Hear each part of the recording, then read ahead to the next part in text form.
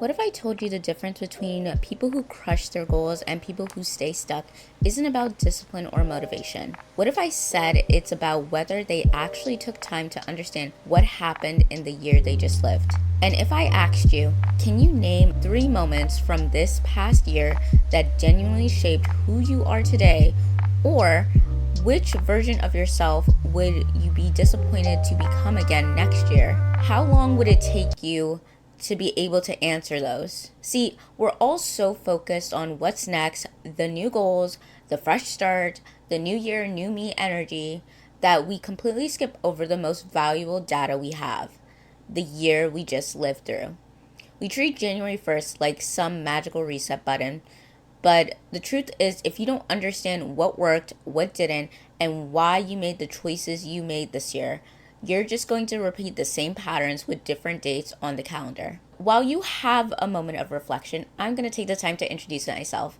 Hi, my name is Leja, but you can call me Lay. Welcome back to A Little Atypical, where we dive into all things wellness, personal development, and lifestyle topics. I like to approach the typical topics from a not so typical perspective, and that's exactly what we're going to do today. Before you start planning your next chapter, let's make sure you actually learned from the last one. November is honestly one of my favorite times of year for getting my ish together.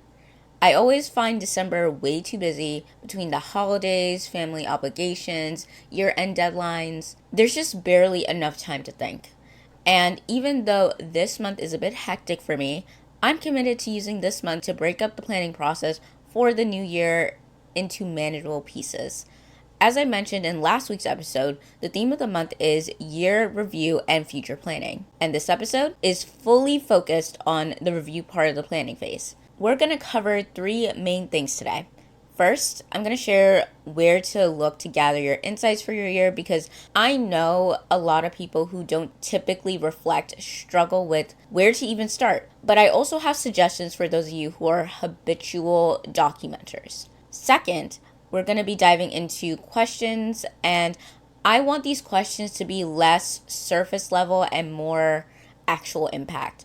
Like, it's okay to list surface level things like, what was your favorite memory of the year? But I honestly hate when reflection questions don't dig deeper. Like, what made it your favorite memory? Was it who you were with, where you went, the time of year? What was happening? Outside of the feelings, did you learn something new about yourself?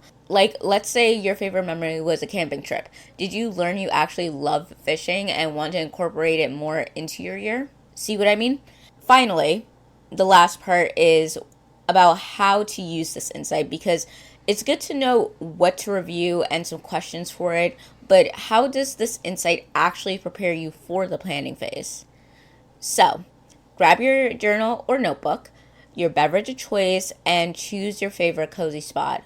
Save this episode for later if you must, because the vibe of this episode isn't for your daily clean or your hot girl walk. This is a sit down and take notes, classes in session kind of episode.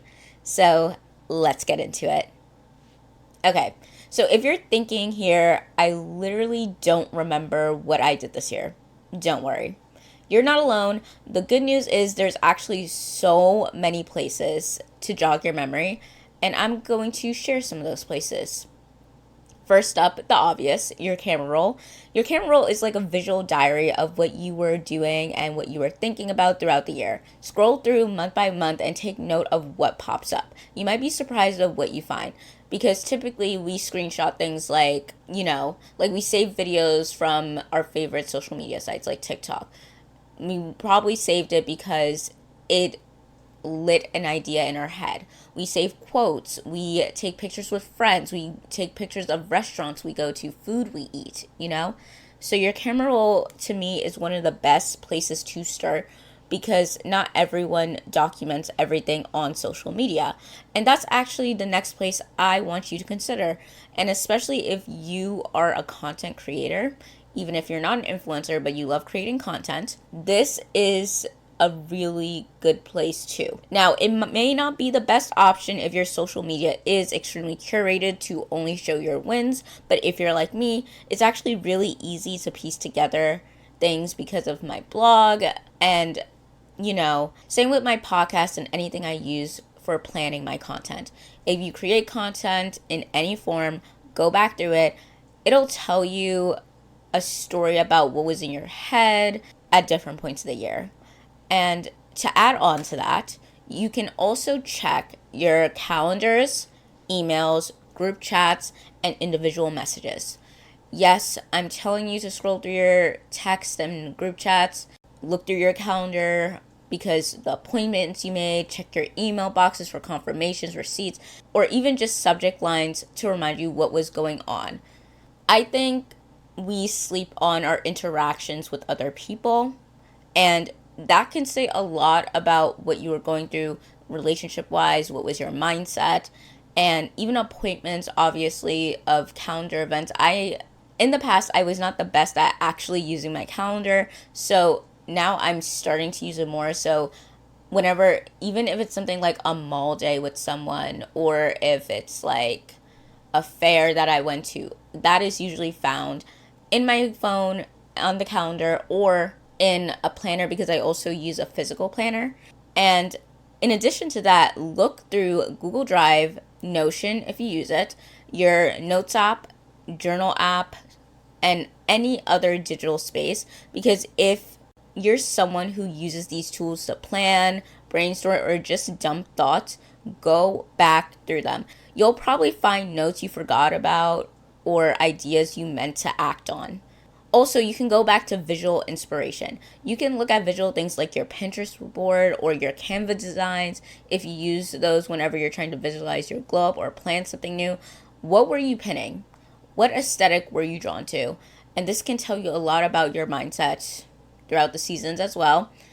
And this is for my sentimental girlies. Go through your trinket jars or memory boxes. If you're someone who keeps like physical mementos, such as like ticket stubs, receipts, little notes, photos, go through those, touch them, remember the moments attached to them. And of course, I cannot forget about journals. This one mainly works if you're a chronic writer like myself, but if you kept a journal this year, go back and read through it. You'll probably cringe through some parts, but you'll also find a lot of good things in there. Playlist. I know this one is a little overlooked, but again, if music is your favorite form of expression, I love playlist curation. And you can look at your Spotify playlist, Apple playlist, like whatever you use. When you created them, what did you title them? What songs were you listening to on repeat? And if you're someone who likes lyrics more than, just the sound of the music, that says so much about what you were thinking because you probably related to something in there. And music can transport you right back to a specific time and feeling as well. So psychologically, look through your playlist. And for a fun idea, do a recap party or a slideshow party. So if you're American, and I have to add this little caveat because when I check my demographics, it actually says people from other parts of the world listen, which makes me so happy and excited because all I want to do is travel someday and get more cultural exposure. I love learning about what's common for other people and where like certain things and ideas came from. Besides that, anyways, if you celebrate Friendsgiving, you can make this a part of your Friendsgiving activity. Piece together the year with your friends and then express gratitude together. I think it's such a cute idea. Maybe I should become an event planner or something. But if you can't do that, if you're not doing that, you can also in general just create a timeline or write down 3 critical points for each month. It doesn't have to be an activity or milestone like started a new job or got accepted to a program or went on a date or went on a trip. It can be anything that reflects your thoughts at the time, your interests, your ideas, even something like what books were you interested in reading? What books did you buy that year? Now, if you go through all these places and you still can't find much, here's the thing, and I mean this with so much love, it probably means you don't take the time to process whether it's good things happening to you or not so good things. And I'm not saying you have to take a picture of every meal, post daily or weekly, write long entries, or publish blog posts. But taking the time to make a quick note on your phone matters. Like 428, saw a concert with X, Y, and Z, and then grabbed food at blank. Awesome night. Or 923, had to present at a conference, felt sick, but ended up doing pretty well. Documentation is so important for our human experience, and it doesn't always have to be public. Start now if you haven't been doing that. Now that you gathered some information about your year, it's time to dig into questions. And remember, these aren't your basic type of questions. We're going to try to go deeper through framework. And even if it initially sounds basic, just hear me out. So, question 1. What did you do differently this year compared to the year before? And what stayed the same? So, make 2 columns. On one side, list everything that was different from last year. On the other side, list everything that stayed the same. Then look back at it. First, look at it from a big picture perspective. Which list is longer? Are you content with the side that is longer? Did you feel like your list overall was too short? What do you think it says about you that you had more things stay the same from the past year, or vice versa, if the different side was longer? Does it make you proud? Next, we're going to zero in on the details. Take a highlighter or a different color pen and highlight or circle what you think had the biggest impact on your life. Look at what you called out. How many of those things were positive impacts? How many were negative impacts? This exercise alone can be so revealing. Now, let's take this one step further with some follow-up questions. Look at the items that had the biggest positive impact. Ask yourself, were these intentional choices you made, or did they happen by chance? If they were intentional, how can you create more of these moments next year? If they happen by chance, what conditions allowed them to occur? And how can you recreate those conditions? Next, look at items that had the biggest negative impact. Were these things within your control or outside of it? For the things within your control, what warning signs did you ignore? What would you do differently if faced with a similar situation? For the things outside of your control, how did you respond? And what does that tell you about your coping mechanisms? Next, identify the gray area items. So the things that stayed the same, but you're not sure if it's a good thing or a bad thing. Sometimes consistency is comforting and necessary. Other times it's a sign of stagnation. So ask yourself, is this something I kept the same because it genuinely serves me, or because I was too afraid to change it? What would happen if I challenged this next year? And once you do all that, then it's time to finally connect the dots. Look for relationships between the items on your list. Did certain changes lead to other changes? Did staying the same in one area affect your ability to grow in another? Understanding these connections will help you make more strategic decisions about what to prioritize in your planning phase. Take your time with this. The insights you uncover here are basically the foundation for what comes next. Question 2. Where have you been underestimating yourself and your capabilities? Where have you been overestimating? And I want to clarify, this question isn't about whether something is possible for you. It's more about your approach to making something real for you.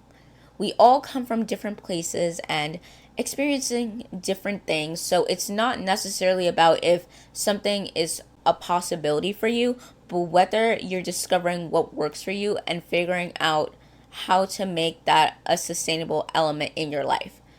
Be honest with yourself here. Question 3. What thoughts came up for you that you didn't act on this year?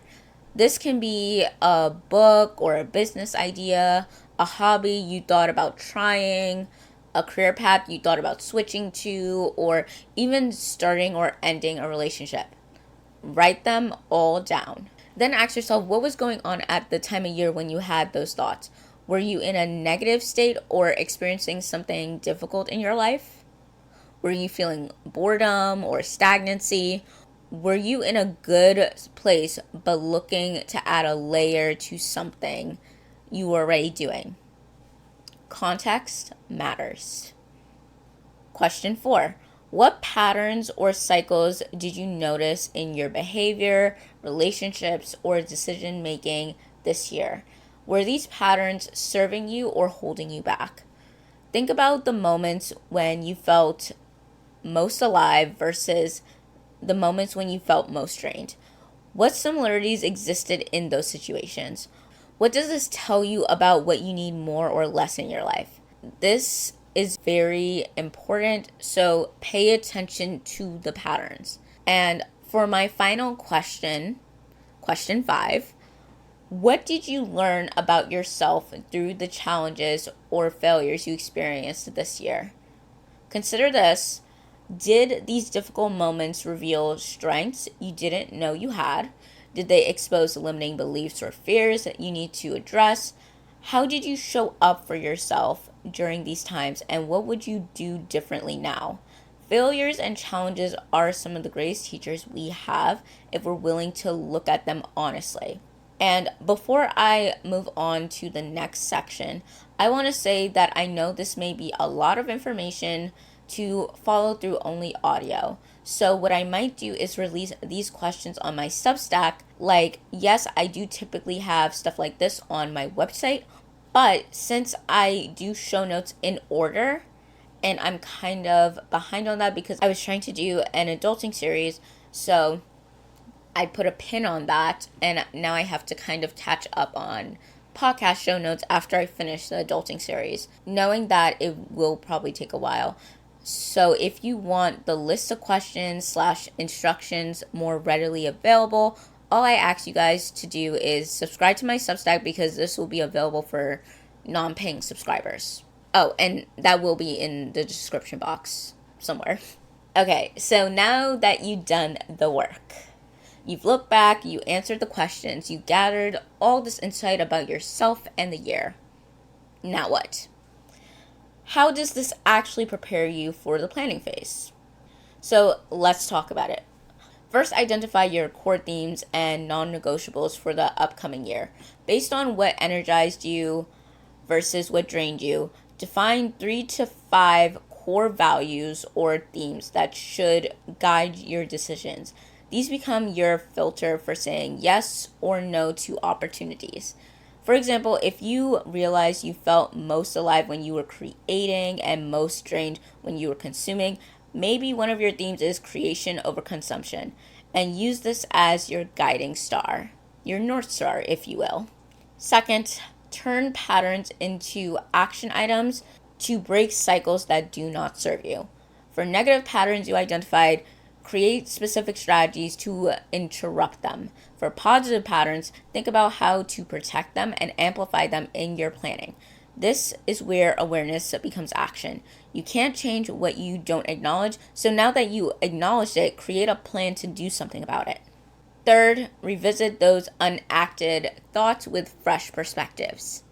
Go back to that list of ideas you didn't act on. With everything you know now about yourself, evaluate which ones still resonate and why. Some might need to be scheduled in, like actually put it into your calendar for next year, while others, they might need to be released completely, and that's okay too, because even if you release them now, maybe they'll circle back. Maybe not. It is so okay. Not every idea is meant to be acted on, and that is not failure. Fourth, create evidence folders to combat your underestimation.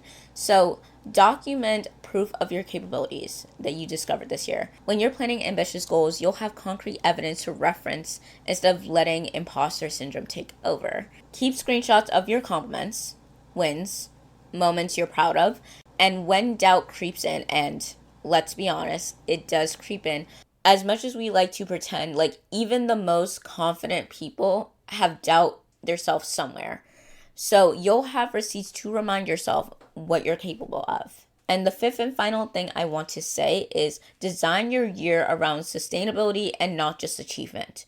And yes, even though I talk about your wins, your things you celebrate, everything you accomplish, use what you learned when you felt most alive to structure your year in a way that's actually maintainable. Your review insights should inform you not just about what you plan to do, but how you plan to show up while doing it. Because what's the point of achieving everything on your list if you burn out or lose yourself in the process? So, I hope this was a useful introduction to the topic of year review. There is so much more we could explore here, but I just wanted to give you a solid foundation to start from. As of right now, I think I want to speak about upgrading your systems next. Like how to take what you learned and actually build the structures that support your goals. I think this will be a great thing to do considering that is kind of what I started this year on when it came to content. If you want to go back, those are all the January content. I forgot the number. I think it's like episode like in the 40s. Okay? Like it says something around that. But anyways, my goal with this content this month is to introduce different ways people can view their planning process. And hopefully, as I gain more information on planning and learning about the different frameworks, I can compile more methods because I think most of people's issues stem from not being aware of the right tools for themselves. And I know most podcasts and creators try to position themselves like the way they do things is the right way. But that goes against my core belief that there is no one way. There is no one right way. That there's just the right way for you. And I hope that comes across when I share my thoughts and findings. And of course, before we close out, I want to share what I'm grateful for this week, which is I got information back about something. I don't want to be too specific yet because I still need to call back. So basically, they called at an off time, but they said to call back the day I'm recording this. And I'm grateful in the sense that I know a conversation is going to happen, but I'm also equally nervous about how the conversation is going to go. So if you're someone who believes in sending good energy, I would really appreciate that right now. Now, it's time for the card pull. You know the drill. If card readings are not your thing or not something you personally align with, but you still like other aspects of my content, thank you for listening this far. Be sure to come back next week and follow the podcast to stay updated about the new releases. Now, for today, for the ones who stayed, we are getting back to our roots and using the Wild Animal Pocket Deck. And for the card, we got the frog, which is under the water element. And this is what it says: clearing, cleansing, healing. The frog and the water element are almost inseparable. The frog spends its first months of life entirely within this healing element and then emerges to rest on land. But no matter how quote-unquote earthly the frog becomes, its need for cleansing and rejuvenation is regular. Frogs tend to become overworked and undernourished. So it's vital such a sensitive creature practice self-care. This card serves as a reminder that water helps us cleanse, forgive, and release. Time to dive in. Frogs aren't meant to carry a heavy load. When in balance, clear energy and enthusiasm for life. When out of balance, depleted, running on empty. To bring into balance, lake, river, ocean, or bathhouse. How perfect is this card for today's episode? The frog reminds us that reflection and review are forms of cleansing. When we take the time to look back at our year honestly, releasing what didn't serve us, forgiving ourselves for what we didn't accomplish, and celebrating for what we did, We create space for new growth. Just like the frog needs water to rejuvenate, we need this reflective practice to clear out the old and make room for what's next. And just for added pro tip, if you are lucky enough to live by a body of water, clear your head before starting this process. Me personally, I love to walk on the boardwalk no matter the time of year. If it's cold, put on a jacket and just get by water as close as you can. Don't carry the weight of an unexamined year into the new one. Take the time to cleanse, release, and prepare yourself to move forward with clarity and enthusiasm. All right, so that's it. Thank you for tuning into today's episode of A Little Atypical. If you found this helpful, don't forget to follow/subscribe and share this with someone who might need to hear this message. Remember, view the description box where you can find important links such as the one to my website where there is so much more bonus content. Until next time, have a good day, evening, or night, and stay authentically atypical. XO, my loves. Okay, bye.